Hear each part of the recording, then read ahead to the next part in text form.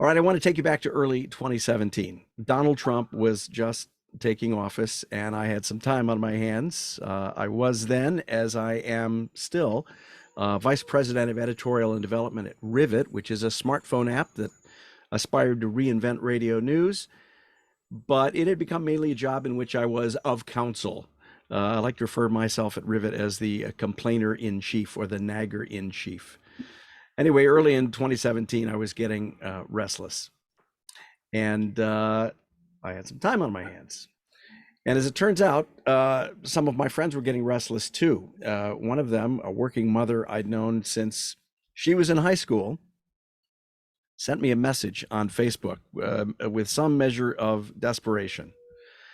Every time I looked at Facebook or Twitter today, terrible things were happening in our government. Is there any news source that's keeping track of things that are happening day by day, just in bullet form? If there's a resource you found or you're doing one, please let me know. That's basically a newscast, rounding up the news. And that is something that I've always kind of been, something of a newscaster. This is something I created when I was 7 years old. It was delivered to my living room from another part of my living room by Beanie Copter. Some of you may remember this ad. It's Mattel's official Beanie and Cecil Beanie Copter. Wind it up. Put it on. Pull the cord. It's a Beanie Copter. Watch it fly in the sky. It's a Beanie Copter. Beanie Copter. Beanie Copter. Beanie Copter. I think you get the idea. It was a project, a product that I still have. Actually, I still have my Beanie Copter at home, and although it's cracked, but it is capable of. There, in the middle of the propellers was a little tiny compartment you could fold up and put a piece of paper in, and I delivered that thing you saw from one part of the room to another part of the room. My mom no doubt read it. So I went on to work at my high school newspaper, Carl Sandburg Aquila, for the first 20 years or so of my adult career. After graduating from the University of Illinois, I went on to be a radio newscaster at an AM/FM combination in Aurora. And then it was on to WXRT, and later at WNUA, now defunct Smooth Jazz Station in Chicago. And in 1998, I made the leap from radio to the internet with the then new thing called ChicagoTribune.com, where I launched and produced a daily email newsletter called Daywatch, which was revolutionary in its time because A, it was conversational, read like a radio newscast, surprise, surprise, and B, it dared to link to websites that weren't part of the Tribune family. It was a comprehensive news roundup. That's a practice that stopped shortly after I left the Tribune family. For more than a decade now since then, and across several jobs, I've continued that tradition of learning things and then sharing them, not via Beanie Copter, but now on Facebook and on Twitter. And so when my friend, one of several friends with the same concern, in fact, asked after a news source that is keeping track of things, I had a couple of thoughts. One was, hey, I know how to do that. And B was, what have I been telling job seekers and others with too much time on their hands to do when they come to me asking for job advice? And the answer to that question for more than a decade almost always takes this form. Don't wait for someone to pay you to do what you love doing. Start a blog and just do it. And so I just did it. And because as much as anything, Chicago Public Square was designed as a demonstration project to show others how they can launch a media brand or regular coverage of any subject, I'm going to take you step by step through what I did and how I did it. And as you'll see, there's nothing here anyone can't do. And maybe it'll inspire you or inspire you to inspire someone you know to do something very much like this. And as a bonus, we'll keep a running tally of what it cost me to launch Chicago Public Square, which, as you'll see, is virtually nothing. Step 1, I created a blog with a working title of Chicago Public Square on blogger.com and on wordpress.com. These are two of the most venerable blogging sites on the internet. And I wanted to compare the two, both of which are free to start. The hard part is picking and tweaking a design. That's a process that offers near infinite possibilities, and it can be hard to walk away from that. I picked Blogger in the end because I like the interface better, and I was able to tweak the design at almost no cost. I bought a private design, but I could have used one of Blogger's free designs too. The cost of that design was $10, but it could have been $0. I came up with and registered a name, Chicago Public Square. You can buy from Google Domains for $12 a year. $12 a year is kind of the rock bottom. You can buy almost, except for the obvious domains, many domains, especially those that aren't likely to be sought by anyone else, you can buy it for $12 a year. I did not buy charlieischeap.com. That's purely for demonstration purposes. Okay, I'm up to $22. Remember, I didn't have to pay $10 of that. So I plugged my Blogger blog into that domain. Cost $0 to do that. Still at $22, which I really didn't have to pay. And then I signed up for free MailChimp service that at that point let you send about 12,000 emails a month to 2,000 or fewer subscribers for free. Now that's since changed. Now you get 500 contacts with 2,500 email sends a month and a limit of 500 per day. But even that would have been good enough to get me going.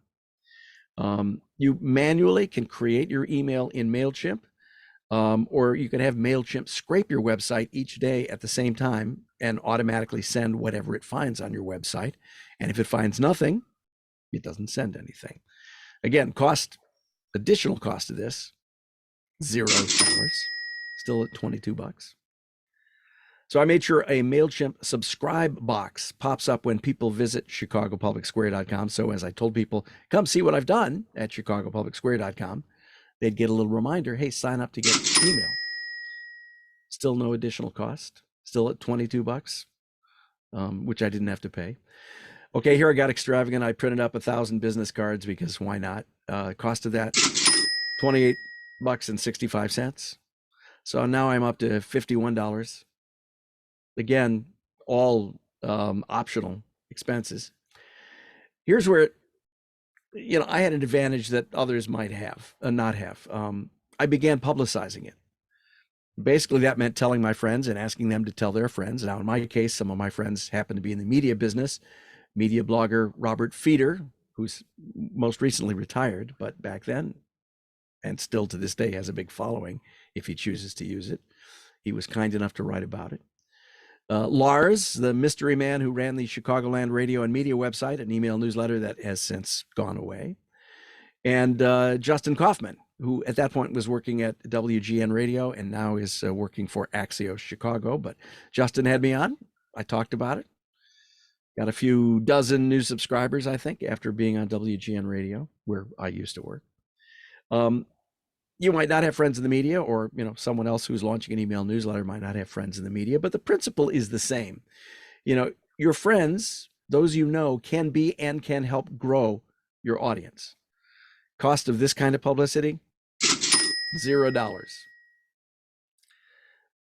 I left out step 0, which is get a lot of friends. If you aspire to follow my lead, or someone you know is aspiring to follow my lead, and that person is not now building a huge list of connections on Facebook and Twitter and LinkedIn and Instagram and Snapchat and Pinterest, or wherever friends are hanging out, they should get to work on it. There's a reason that when I taught journalism, I've given my students extra credit for every 20 Twitter followers they gain over the course of a semester. Those connections, people who follow you, are golden in undertaking any new communications venture, or when you're hired by someone else at a more established organization. And in my case, my thousands of connections on Facebook and Twitter made up the core audience for my startup. And they helped drive circulation from 0 at the end of January to almost 800 in a few weeks, early April. Cost, $0. So where are we? Total expenditures to launch Chicago Public Square, $50.65, rounding up to $51. And as you'll remember, even those expenses were optional. And that's it.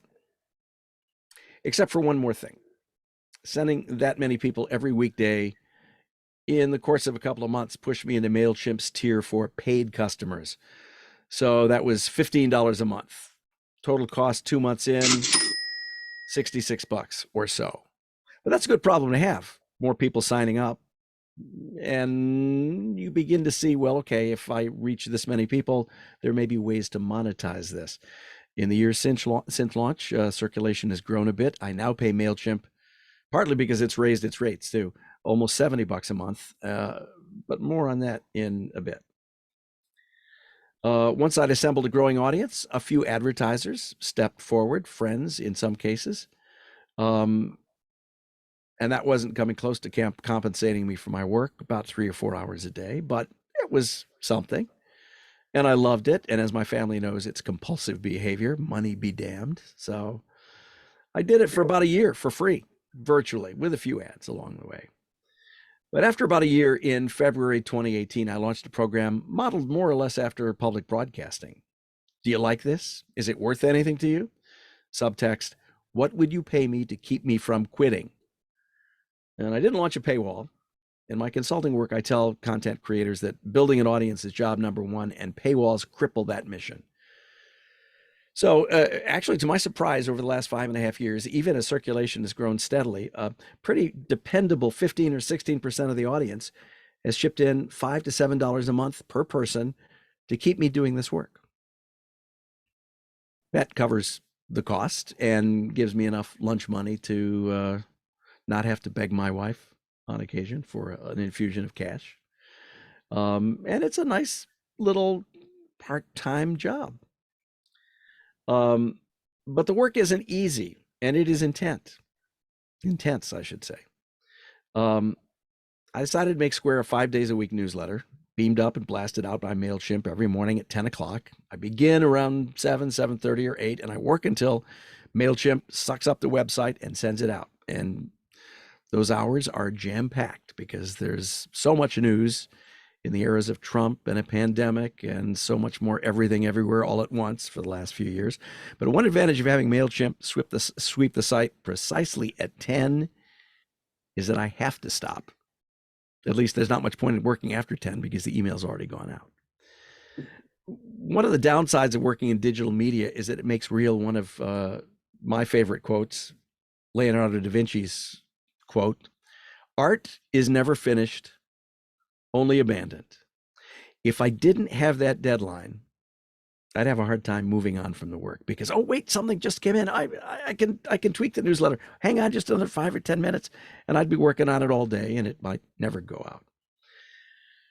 So what is the work? The lovely thing about an email newsletter and a blog website is that it's a platform that can support virtually all kinds of creative media, including original reporting, like this was early on. The first video tour of Frank Lloyd Wright's then newly renovated landmark Unity Temple in Oak Park, which was conducted with just an iPhone, a microphone, and a friend who held the phone as I did this. And now we're in the sanctuary, yeah. So this is almost done now, and you can begin to see they have the scaffolding up because they're placing the art glass ley lights below the skylight. I forgot to point out at Unity House, you could actually see the new skylight that was up there. A podcast series? Peter Sagal is the host of NPR's incredibly successful show, Wait, Wait, Don't Tell Me. But I hate the title of my radio show. I have always hated the title of my radio show.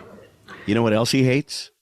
The place where he works. Navy Pier. It's beautiful. It's lovely. It's on the lake. Navy Pier. I'm Charlie Meyerson. Those are just two of the revelations that emerged when Peter Sagal and I met on stage. Even a short-lived, award-winning newscast series. Once upon a time, the story goes, he said to her, "F you." Now it's a different tune. I'm Charlie Meyerson with your Chicago Public Square newscast. Mayor Emanuel has never denied Chicago Teachers Union President Karen Lewis's account of their heated conversation about his plan to extend Chicago's school day back in 2011. But now that Lewis has submitted her retirement papers 2 years after beginning a battle with brain cancer and 8 years after assuming leadership of the union, Mayor Emanuel's singing a different I loved tune. it. It was a return to my broadcasting roots, but I abandoned it after 60 episodes, enough to win an award, but it demanded a lot of time. And the audience was not growing anywhere near as fast as the email newsletter was. One of the greatest joys of my now 5.5 years doing Chicago Public Square has been my all too brief partnership with Oak Parker and, for a time, long before Square was born, my fellow hockey dad, Keith J. Taylor. Keith was our relentless, insightful, and hilarious breaking news cartoonist whose work for Square won him a 2020 Chicago Headline Club Peter Lissagore Award for Best Illustration, and not long after his death in December 2021, Chicago Reader's Best of Chicago Award for Best Comics Illustrator. Brilliant, hilarious, funny, insightful, unrelenting. He would send me a dozen cartoons in a day. The hardest part of working with him is deciding which of his breaking news cartoons to run. For the most part, Square is an email news roundup. Need to know items from the nation and the world and the region, important or interesting or significant for Chicago area readers. And how I find those items is something that you can do for any subject, whether it's a sports team, a local community, your favorite element on the periodic table, even if you don't have an email newsletter or a blog or a media presence of any sort.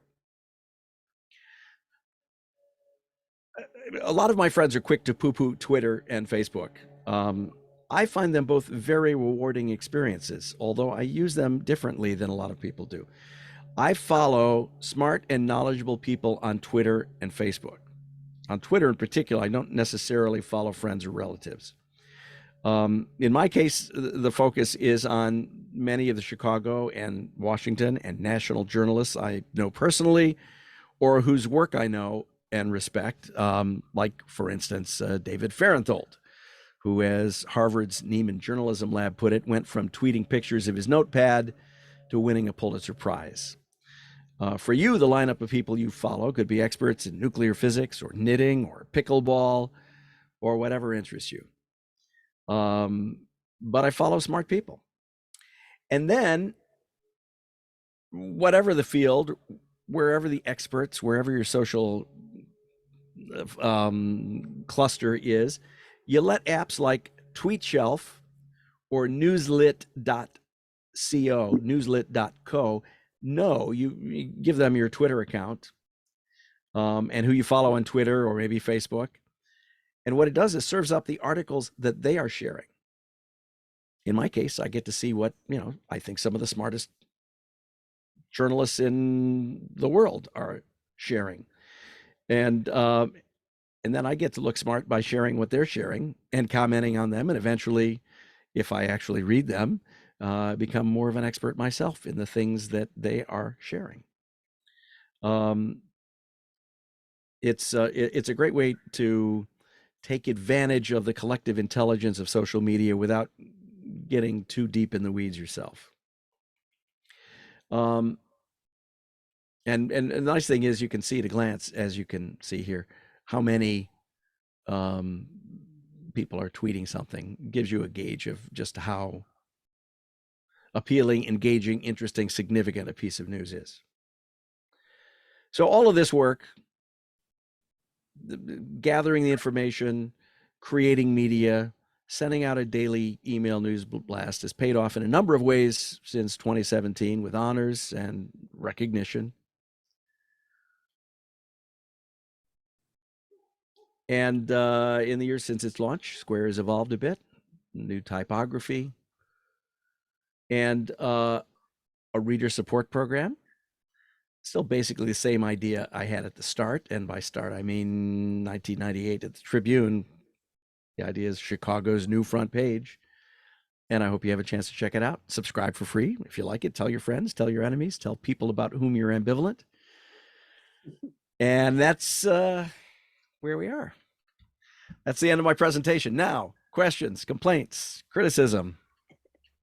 I'm more disconnected than most. I don't use Twitter. I'm not particularly happy with Facebook. Why And not? Why not? I'll tell you what I've done. Once upon a time, too I much prided. information. TMI. Well, yeah. Once upon a time, I prided myself. I mean, I'm looking back 2016 and before that on not unfriending anybody on Facebook. You know, that included my high school, grade school friends, people I went to school with. And as 2017 dawned, it was pretty clear that a lot of those people were going to be more trouble than they were worth. So I unfriended them.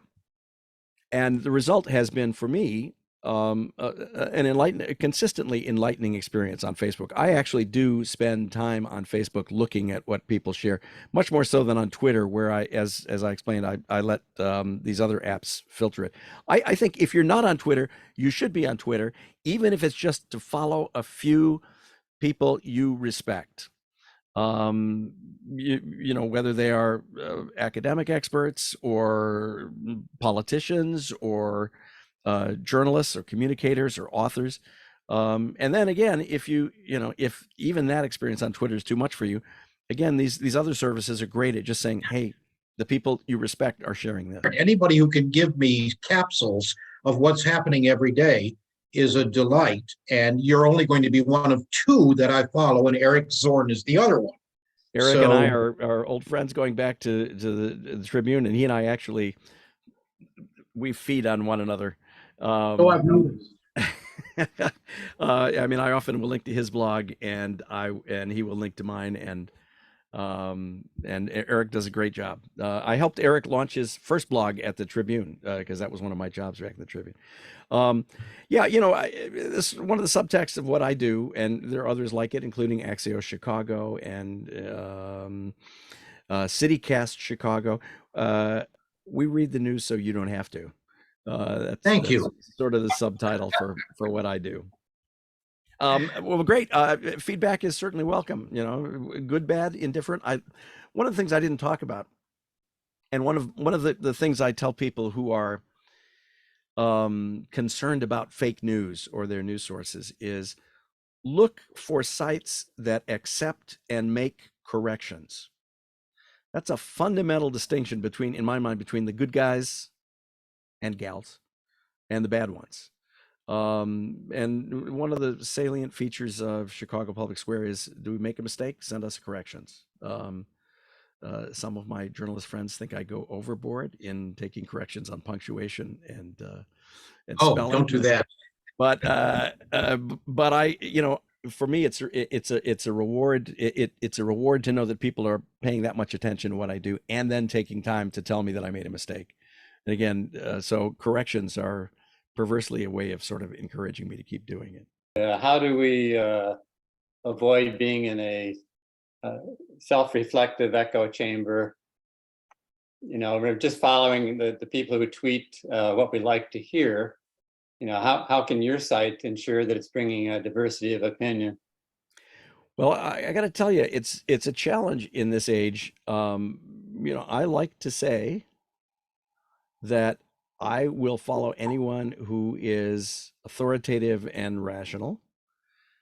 And there ain't a lot of rationality on what some of us might consider to be the other side. And yet there are some reliable, rational conservatives out there, and I follow them, and I'm happy to link to them, you know, when they say something that is relevant or engaging for Chicago. And I encourage everyone, certainly you and in the world in general, to be proactive in seeking people who might have different perspectives, but argue rationally and intelligently, you know, about those other perspectives. It's getting harder and harder to find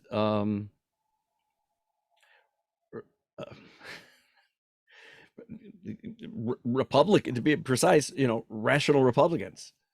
The party has boiled down to a seething mass of hatred. So it's very difficult. Not getting pushback from readers because, or at least not much pushback from a large portion of readers because they're kind of in sync with your view of the world, and that's I get partly why some. they are there. I get some. Well, I wish I had one to show you. I just got a new shipment of T-shirts. Every once in a while, I get an unsubscribe note, and one I got recently inspired me to have some T-shirts made. Imagine I'm holding it up. On the front, it has the Chicago Public Square logo. On the back, it says "Leftist Claptrap." So every once in a while, I get one, and most people will just unsubscribe and say, "No reason given for unsubscribing." But every once in a while, someone will type in a reason, and people who find what I do to be less than subservient to the former president and his followers will object and let me know in no uncertain terms. And I think these T-shirts will be very popular. The box just arrived yesterday. So some, but not much. I mean, that's the joy of email. I mean, it's free. If you don't like it, unsubscribe. I'd rather have people keep reading. I'd rather have people write. And when people write back with rational objections or counterpoints, I'm happy to, publish letters to the Chicago Public Square mailbag, often at the bottom of our email. I don't get a lot of emails. When I'm reading the New York Times, some of the most interesting reading is what people have to say about the story, what they might like or what they disagree with in the story. If you go to chicagopublicsquare.com, and there's a link at the top of every email that says, see today's edition on the web, or read it in your browser. There is at the bottom of every post, comment on this story. It's a Facebook widget, so I think you need to be a Facebook user to comment. I'm not sure. I haven't tried doing it not being a Facebook user. So you can certainly comment on Chicago Public Square there, or you can just reply to any edition of Square, in your email, and I will get it. That won't let the world see it. But certainly the stories that I link to can be commented on if the websites that are hosting those stories allow comments. Sadly, Chicago's main news websites, the Tribune, the Sun-Times, the TV stations, don't allow comments anymore. When I was at the Tribune, we did. It's a lot of work to manage those message boards and to keep hate and ignorance at bay. So especially as the economy has become tough for newspapers and radio stations and increasingly TV stations, they're not staffing that kind of service anymore. That's where the Facebook plugin becomes a little of a labor saver, in that you have to play within Facebook's borders, which are still pretty liberal, but at least you generally have to have an account. And so if you do something truly reprehensible, you can be blocked or shut down or like that. But again, Chicago Public Square, frankly, I had hoped at the beginning that there would be a lot more input from readers. And I welcome email from readers. And I had hoped that there would be a more robust discussion within the pages of Chicago Public Square, within the email of Chicago Public Square, and we'd have a letter section regularly. But I don't get that many comments, which is okay. I mean, it's as much as anything a utility. People are reading it and opening it, getting their news, and coming back the next day. If that makes them happy and they don't need to comment, I'm okay with that. Alan? That's an interesting point, Charlie. I read the Tribune electronically daily, and when I like something that a columnist, well, it used to be a lot more columnists. They let most of it go. Everybody I like is gone, and I, not that I don't like people that are there, but most of them are gone. When I watched, when I would read the paper and I like something, besides the byline, you get their email address, and I've written them on a number of occasions. I've even written the photographers, and I have to tell you, nobody's writing them. If you feel uncomfortable that you're not getting anything, I can tell you that some very important people at the Tribune don't often get things either, and are delighted to hear from us, because it means somebody doesn't necessarily have newsprint on their fingers, but is looking at their stuff and saying, oh, that was great, and encouraging them to do it again. I get such nice, comments back from from people. The last one I wrote was Nina Metz, and I got a lovely, that was the last one I can remember. So don't feel badly that you're not getting any response. I absolutely understand that. And, people have lives. People don't write fan letters to TV shows that they watch religiously. They don't write letters to radio hosts that they listen to, or even podcasts they listen to. So I'm fine with that. I'm delighted. Again, I'm delighted when somebody tells me, as somebody did today, you left a period off at the end of this sentence, because that tells me this is someone who's paying rapt attention to what I'm doing, and that's excellent feedback. So I was wondering how much your traffic drives what you decide to link to. There's a chicken and egg question. Who's driving whom? It's a little bit of each. One of the joys, again, to lift the curtain, because I don't know that everybody's aware of this, and you should probably know it. And I wish I could turn off this information, but when somebody clicks on a link in one of my emails, almost any email that you get, certainly those sent by MailChimp makes available to the creators of that email a list of people who clicked on that link. Okay. I would prefer not to know which individuals clicked on a link. I would prefer just to know 27 people clicked on this link, 300 people clicked on this link. That would be much better for me. I wish MailChimp didn't give me that information. If you're at all squeamish about having somebody know that you clicked a link, and on the one hand, I don't think you should. I mean, if you're the sort of person who's willing to write a letter to, I mean, in a way, it's like sending a little note. Hey, I thought this was interesting. So if you're the kind of person inclined to communicate your likes and your interests, then, and you're comfortable with that, then that's okay. But if you're at all squeamish about it,